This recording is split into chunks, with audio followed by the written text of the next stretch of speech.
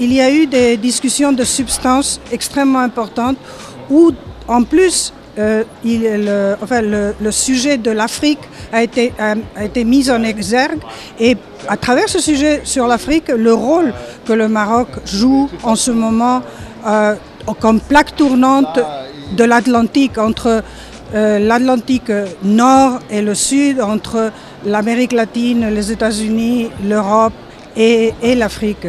Parce que finalement, le Maroc, qui a des relations privilégiées et avec les États-Unis et avec l'Union européenne, et qui a une situation géostratégique aussi fondamentale, et qui surtout est en fer de lance dans ce domaine de l'agrobusiness, de la food security, qui sont les sujets de demain, qui sont des sujets africains.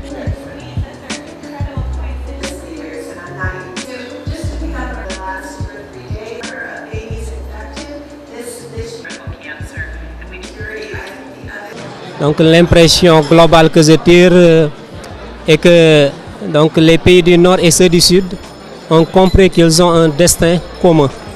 Donc actuellement, la plupart des mots qui interpellent les pays développés trouvent aussi un intérêt du côté des pays du Nord, parce que c'est un marché potentiel pour eux qu'ils peuvent gagner. Je pense que ce dialogue atlantique organisé à la fois par l'OCP au Maroc avec le German Marshall Fund a le mérite de créer un espace où plusieurs expériences sont expliquées et, disons, partagées. Je pense que ce mérite est important. La deuxième chose, à mon avis, c'est que ça permet de nourrir la réflexion par rapport aux solutions qu'on pourrait avoir aux différents problèmes qui sont discutés dans ce forum. Le troisième mérite, c'est que ça permet également de voir quels sont les progrès qui ont été faits et quels sont les efforts qui restent à faire en matière de solutions à des problèmes qui sont de plus en plus globaux.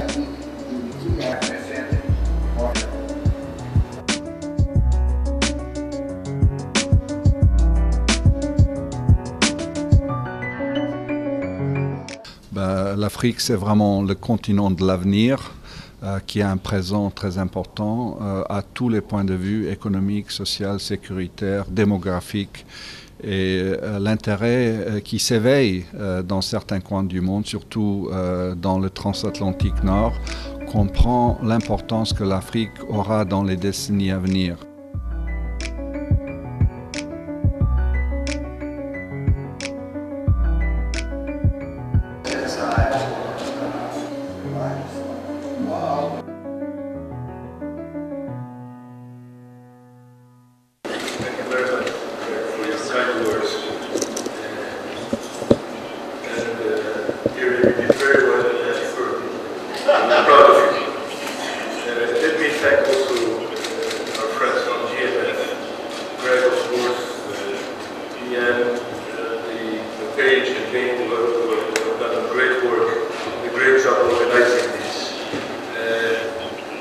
Proud of my colleagues at the OCP Foundation, the OCP Policy Center. We met them.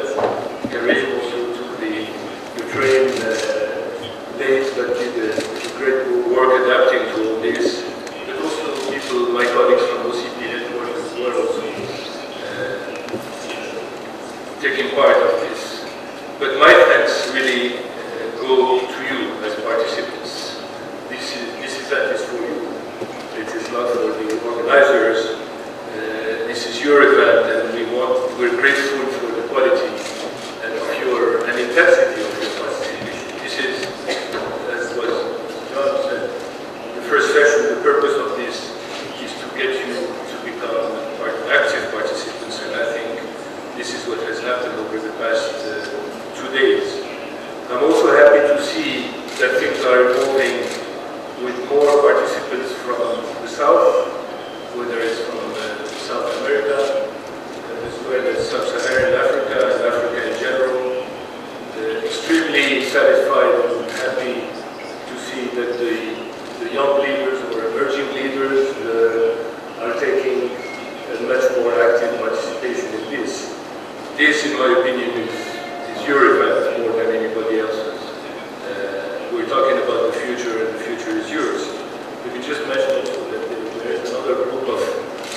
African leaders that took part in this, which is Africa 2.0, which we hope that next year will be again much more present.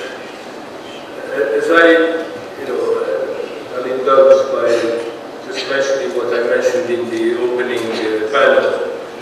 I think this is also about bridging the perception gap.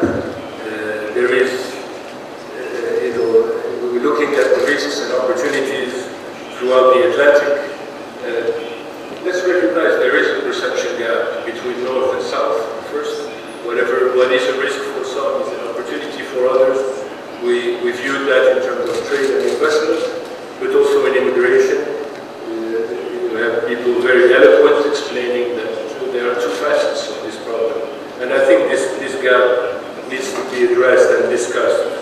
But there's also almost the same line. I was surprised to see this. Your comment was extremely insightful, that we see the same gap in perception across, I would say, young and not so young leaders.